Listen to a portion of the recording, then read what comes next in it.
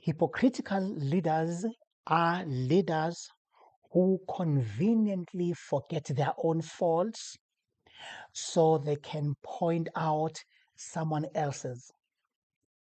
Imagine a pot calling a kettle black. Coming up.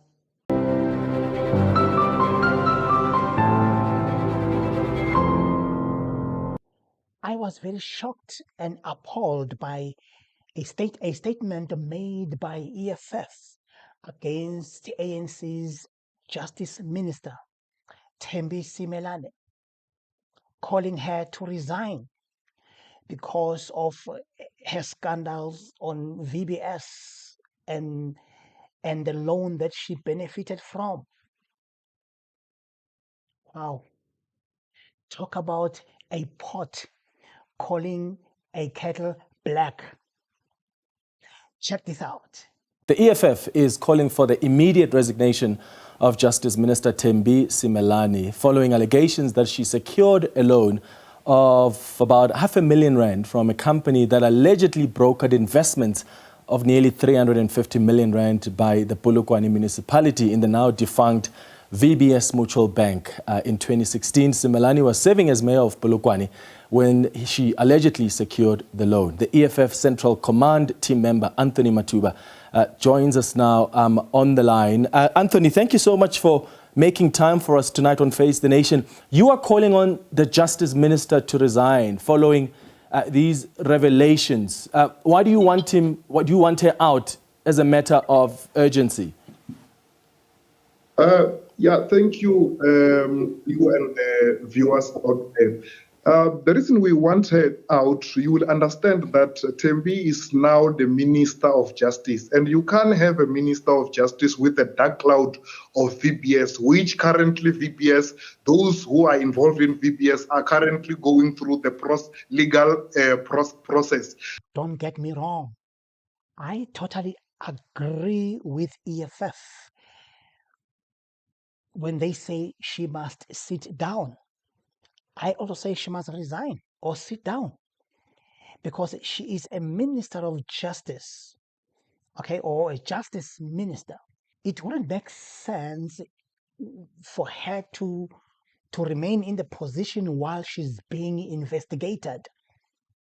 It doesn't make sense. But for such a statement to come out of EFF,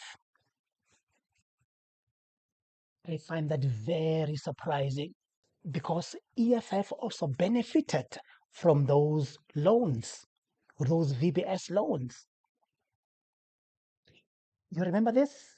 So before I move to Mr. Tebogo Kas, just for the record, right, there is no denial this time that the EFF party did receive funds from VBS. No, there's never been a denial of that. That's why I'm saying there's nothing new. There's always been there are two. Okay, I was saying there are three things. The third thing is the loan, and that's what has always been in the public domain. I find that very surprising. Now you will understand that when Polokwane municipality invest money into VBS, she was a mayor, and you will understand that according to the Municipal Financial Management Act, municipalities are not allowed to invest money in banks registered under Mutual Banks Act. But during the time, Thembi allowed the municipality to invest service delivery money into the bank. So you can have a clear link between VBS, the company that benefited from VBS, and Thembi. So you can't have that character leading our the Department of Justice. But some of that money also ended up in the pockets of the brother of your former deputy president, Floyd Shivambu. In fact, he was forced to pay some of that money. Have you called on him to be arrested? Here, what we are dealing mainly with is the credibility of Thembi Simelane as a minister. But then you want to force me to talk about Floyd's brother, but let us go there.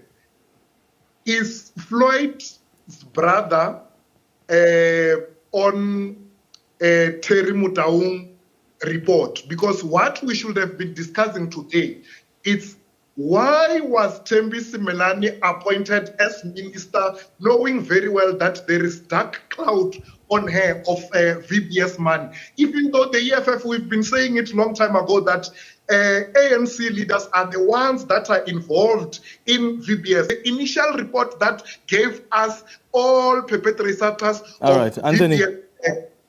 Yes, Anthony, Thembi Simelane is also not in Terry Mutaung's report. And I'm not trying to deviate here. I've actually said to you as the EFF, it's so commendable that you're standing up for the people of in and around Venda who invested their life savings. And I'm saying to you that this is a good stance that you're taking on the minister, on the Minister of Justice, that she has to resign while there are investigations that continue. But why are you not making a similar call against one of your members in the EFF? EFF MP Floyd Shivambu has been fined in Parliament, and I'm sure you're aware of that. He's been fined for failing to disclose payments from Skamega Projects, which is a company that was implicated in receiving money from VBS, and it's owned by his brother. So even Floyd Shivambu received 3 payments from this company worth thousands of rands within 8 days back in August 2017. And Parliament has already sanctioned him. They said, we will dock your salary for about 9 days. I'm saying to you that you've got the brother of one of your former leaders who said, I'm going to receive money from this company. He received money he was not supposed to have received because that was a fraudulent transaction. That money was not received because he rendered some services, which is why he has actually decided to pay back some of that money. Do you think that he shouldn't go to jail for that, or he shouldn't be held accountable for that? Again, we are misleading the nation here. The Parliament didn't find Floyd Shivambu guilty of being involved in VBS. I never said that. I never said that. The guilty part of it, again, you are dragging EFF into family matters of the Shivambus. The Shivambu that has already left the EFF. But now you can see it's an individual thing, and you are comparing it with a minister. Here we are talking about a sitting minister. Yes, and we agree there. I've said to you that put that aside. Don't conflate the two issues. I've already said to you, I get your point. I'm commending the EFF. What a great stance for the organization to take. What about your consistency? When Zweli Mkhize, when there was a report on the then Health Minister Zweli Mkhize, somehow being linked to people who had looted the health department in that digital vibe scandal. You guys were commenting, even though that was a family matter. It involved his son. It involved someone who was who worked in his private office. So let's not talk about family private matters. We're talking here about people that have looted money. And as you said, Anthony, money of people that was saved in retirement savings. You're right to say there was the action against the minister. But why are you not pointing a finger and saying, but Floyd Shivambu also received money that ended up in Floyd Shivambu's bank account. And this very same Floyd Shivambu's brother has had to pay back some of that money because he had no reason to receive it. Why are you not saying as well that we are a consistent party that is not only going to point fingers at the minister, but we're also going to point fingers at anybody, regardless of what relationship they have with this organization, that have also received money that was looted from VBS? Our level of consistency is unmatched. That's why we even called media, where all media companies were called. Unfortunately, those that continue to link us to VBS, Polif and Vake, didn't come.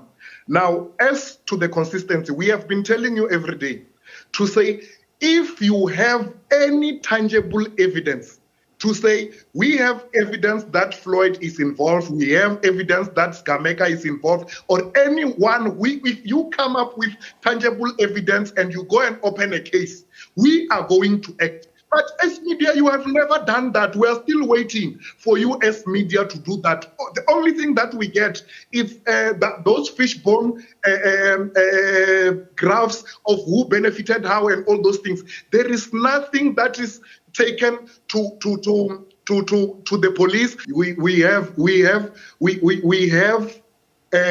Terry Mutaung's report, which told all of us that the Polokwane municipality invested into VBS. So the matter is already there inside Terry Mutaung's report. Yeah, that's Even not true, now, Anthony. That's not what we're talking about tonight. We're not talking about the investments we're talking about the deposit, 500,000 rand, that was sent into this company that helped the minister buy a coffee shop.